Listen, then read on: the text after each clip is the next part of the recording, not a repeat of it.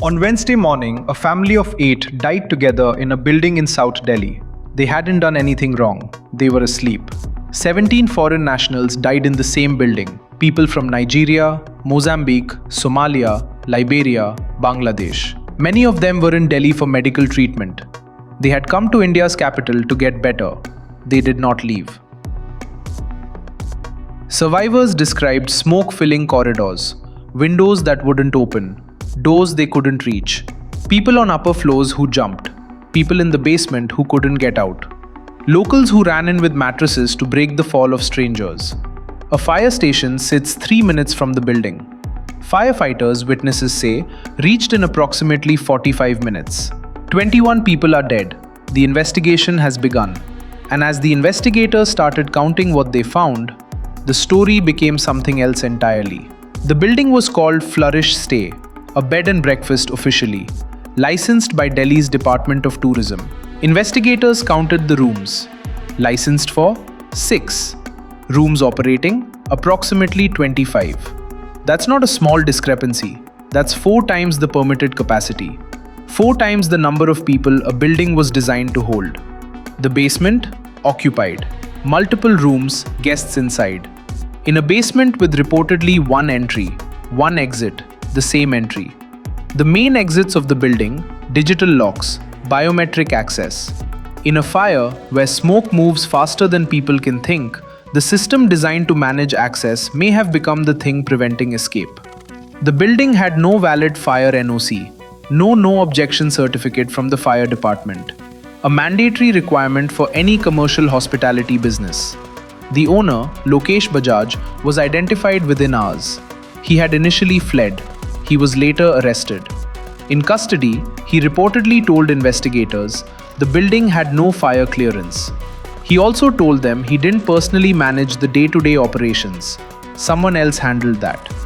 The manager, who is currently on the run. So we have a building operating at 4 times its permitted capacity, with no fire clearance, a single entry and exit point, a locked basement, biometric sealed main doors, and an owner who says he wasn't running it. All of this was apparently there. All of it apparently visible. All of it apparently in operation. For how long? That is the question. Here is something almost nobody is asking. How does a building like this get a license in the first place? The answer takes us back to 2010. Delhi was preparing for the Commonwealth Games. Thousands of athletes, officials, journalists, tourists. The city needed accommodation, urgently. Hotels weren't enough.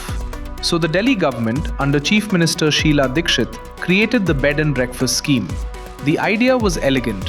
Allow homeowners to rent out rooms. Keep it residential. Owner must live on the premises. Maximum of 8 guest rooms. Maximum 16 beds. It was designed for a family to open their home to a visitor, earn some income, keep Delhi hospitable. That was 2010.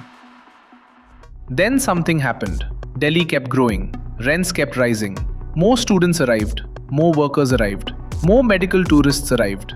More people with nowhere to stay arrived.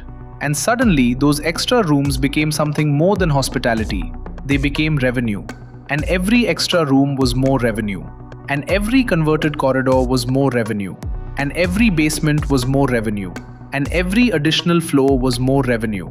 The scheme designed for a homeowner to earn a little extra income became a regulatory category that commercial operators could exploit, because a B&B faces far fewer requirements than a hotel. No municipal clearances, no environmental reviews, lighter fire standards. A good idea met a profit incentive, and the enforcement capacity was not built to handle what followed. The Delhi government has now announced it is scrapping the B&B policy entirely. The MCD has launched a city-wide crackdown. Let us remember this moment, because we will return to it.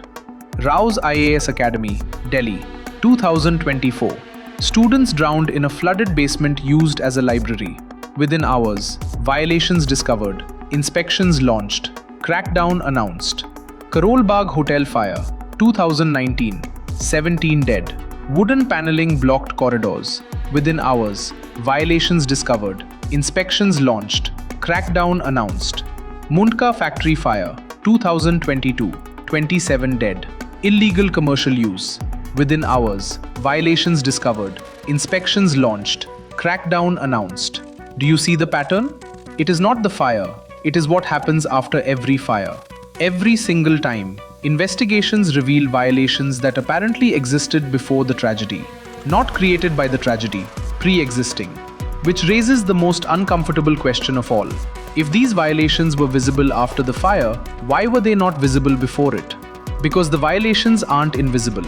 In Delhi right now, in Mumbai, Bengaluru, Hyderabad, Pune, people are living in converted flats, partitioned rooms, overcrowded PGs, basement hostels, buildings that were designed for one purpose and are being used for another. Not because they want to, because the legal supply of safe, affordable housing has not kept pace with the city's ambitions. Every year, India's megacities absorb more people than they were built to hold. Every year, a gap opens between what the city officially provides and what the city actually needs. And every year, that gap is filled not by policy, but by people improvising. Owners converting, landlords partitioning, operators expanding beyond their license. And here is the disturbing part. Every single person in that chain has an incentive to look away. The owner earns more money. The tenant can't afford to leave. The neighbor doesn't want the conflict. The inspector has 1,000 buildings in their zone and 9 working hours. The official has a crackdown announced 6 months ago that nobody followed up on. The system reaches a strange equilibrium. Nothing happens, nothing happens, nothing happens. Then a fire. This is not uniquely Indian. When cities outgrow the space they have, the pressure goes somewhere.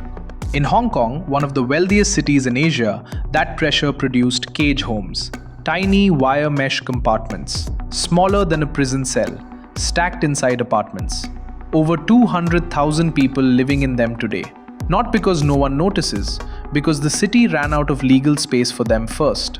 Singapore faced the same pressure decades ago and responded with the most ambitious public housing program in modern Asia. Today, over 80% of Singaporeans live in government-built flats. Planned, safe, legal. 2 cities, same pressure, different choices, different outcomes. The question is not whether cities under pressure create informal solutions. They always do. The question is whether those solutions are something the city decides to manage or something the city decides to ignore until someone dies. Every time a tragedy happens, authorities launch inspections. Violations are discovered, notices are issued, crackdowns begin.